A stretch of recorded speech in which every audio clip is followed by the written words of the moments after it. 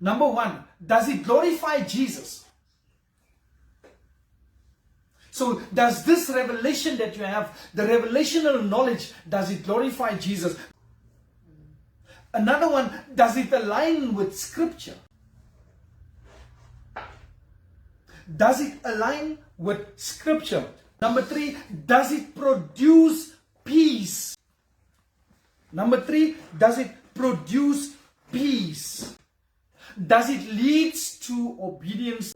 Does it lead to obedience?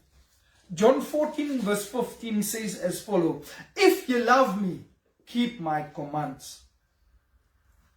So, does it lead to obedience? Does it edify in love?